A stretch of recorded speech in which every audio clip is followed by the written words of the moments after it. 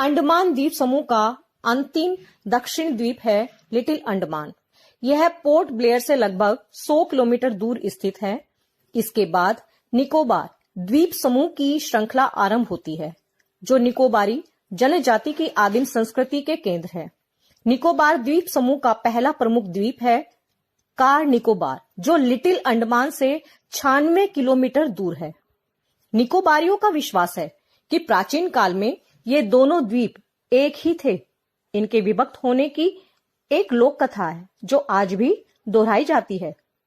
सदियों पूर्व जब लिटिल अंडमान और कार निकोबार आपस में जुड़े हुए थे, तब वहां एक सुंदर सा गांव था। पास में एक सुंदर और शक्तिशाली युवक रहा करता था। उसका नाम था ततारा। निकोबारी उसे बेहद प्रेम करते थे। ततारा एक नेक और मददगार व्यक्ति था। सदैव दूसरों की सहायता के लिए तत्पर रहता। अपने गांव वालों के ही नहीं, अपितु समूचे द्वीप वासियों की सेवा करना अपना परम कर्तव्य। मैं आप लोग के समक्ष कक्षा 10वीं की कहानी ततारा और वामीरो प्रस्तुत करने जा रहा हूं, जिसके रचयिता है श्री लीलाधर मंडलोई। आइए इसके प्रथम चरण में चलते हैं, देखते हैं कि क्या होता है। ततारा अपने गांव के समक्ष कितने दयालु और सम्मानित।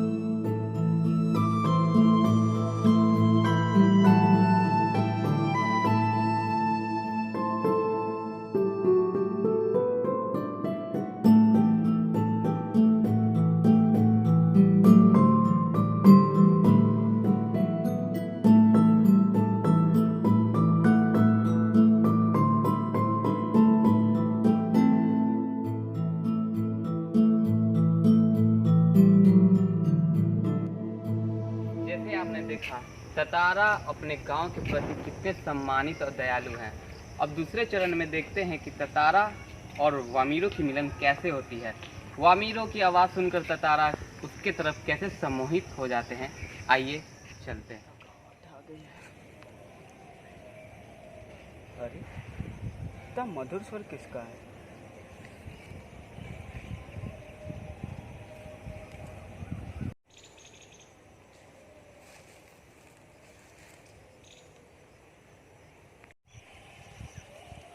अरे वहाँ कौन है? मेरे सामने आओ। अरे तुमने गाना क्यों रोक दिया? गाओ। पहले बता तुम हो कौन और किस तरह मुझे घूरने की हिम्मत कैसी हुई? तुम्हें पता है ना, बिना जाने बगैर मैं किसी भी प्रश्न का उत्तर नहीं देती। अरे तुमने गाना क्यों छोड़ दिया? कितना अच्छा तो गा रही थी तुम। गाओ, भगवान ने तुम्हें काफ़ी अच्छा कंठ दिया है। ये तो मेरे प्रश्न का उत्तर नहीं है। मैंने तुमसे कुछ पूछा है? तुम हो कौन? मैंने तो लपाटी गांव में पहले तुम्हें कभी नहीं देखा। अरे मुझे माफ़ कर दो, मैं अपनी ज़िंदगी में पहली बार इतना विचलित हुआ हूँ। मेरा नाम ततारा है। मैं कल यहीं पे मिलूँगा। क्या तुम मुझसे मिलने आओगी? नहीं, शायद कभी नहीं। अच्छा रुको, अपना नाम तो बताती जाओ। वामीरो। वामीरो।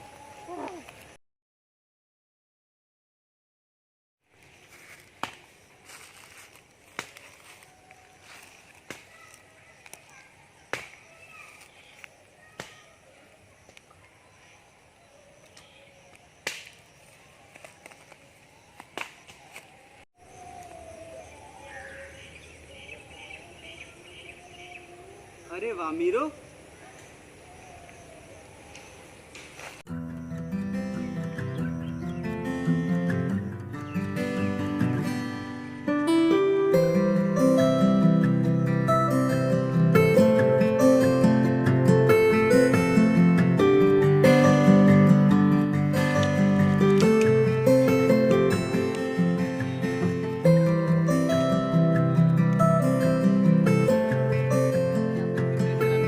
ततारा और वामीरो कैसे मिलते हैं। ततारा और वामीरो की मिलन हर रोज चलती रहती है और इस कारण उनकी प्रेम कथा गांव में चर्चित हो जाती है और गांव वाले उनके विरुद्ध हो जाते हैं। आइए देखते हैं कि आगे की कहानी में क्या होता है। आइयो, आज हमने देखा ततारा भाई भैया का किसी दूसरे लड़की के साथ चक्कर है, जो बहुत गलत है।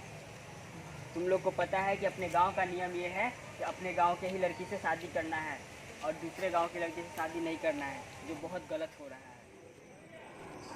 माँ, हाँ? मैं आपको एक बात बताना चाहती हूँ।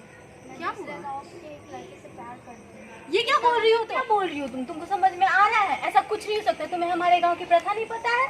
तुम किसी दूसरे गांव के लड़के से शादी करोगी तो हमारे गांव में इज्जत क्या रहेगा? अब चौथे चरण की तरफ बढ़ते हैं, जो कि ततारा के लिए बहुत ही दुखद समाचार थी और उसकी माता, वामीरो की माता ततारा को अशब्द वाणी बोलती है, जो कि ततारा को बहुत ही क्रोधित कर देती है और इस कारण ततारा और वामीरो की मिलन अधूरी रह जाती है।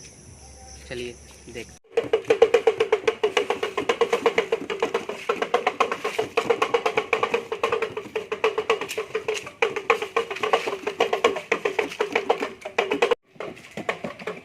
वामीरो,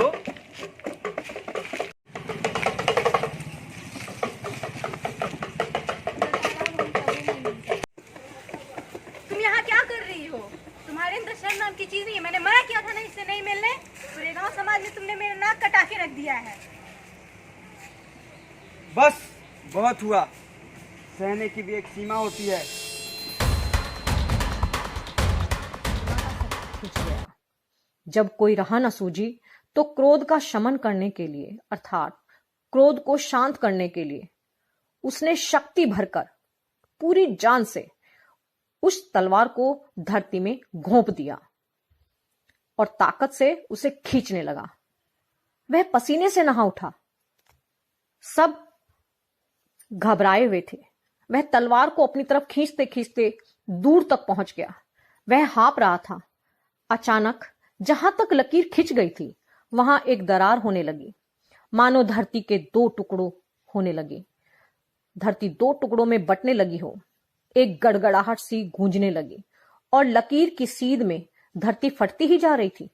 द्वीप के अंतिम सिरे तक ततारा धरती को मानो क्रोध में काटता जा रहा था। सभी व्याकुल हो उठे। लोगों ने ऐसे दृश्य की कल्पना ना की थी। वे सिहर उठे, घबरा उठे। उधर वामीरो फटती हुई धरती के किनारे चीखती हुई दौड़ रही थी। ततारा, ततारा, ततारा।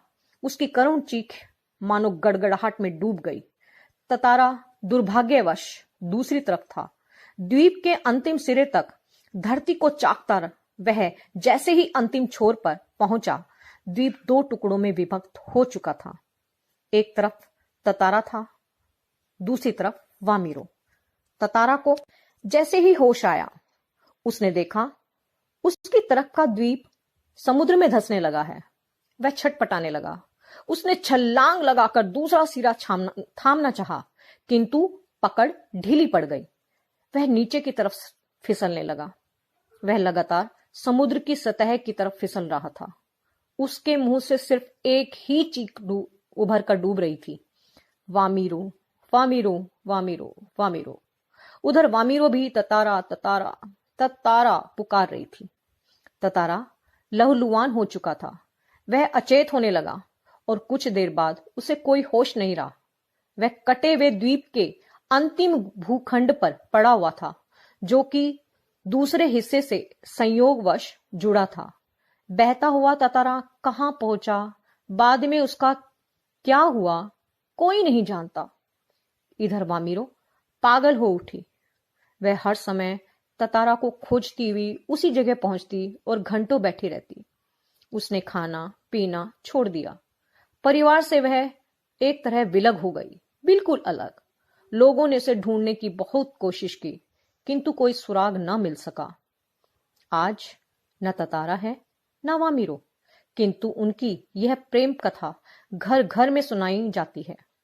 निकोबारियों का मत है कि ततारा की तलवार से कार निकोबार के जो टुकड़े हुए, उसमें दूसरा लिटिल अंडमान है, जो कार निकोबार से आज 96 किलोमीटर दूर स्थित है। निकोबारी इस घटना के बाद दूसरे गांव में भी आपसी वैवाहिक संबंध करने लगे। ततारा वामिरो की त्यागमयी मृत्यु शायद इसी सुखद परिवर्तन के लिए थी। ये थी ततारा और वामिरो की प्रेम कथा, जो कि बहुत ही अच्छी प्रेम कथा थी।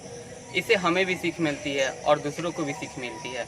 हमने इस वीडियो पे बहुत ही मेहनत किया है। अगर आपको ये वीडियो अच्छी लगी और आपने ये वीडियो पूरी देखी हो तो हमें बताइए कि इस कहानी से आपको क्या सीख मिली। प्लीज़ हमें ज़रूर बताएं। धन्यवाद।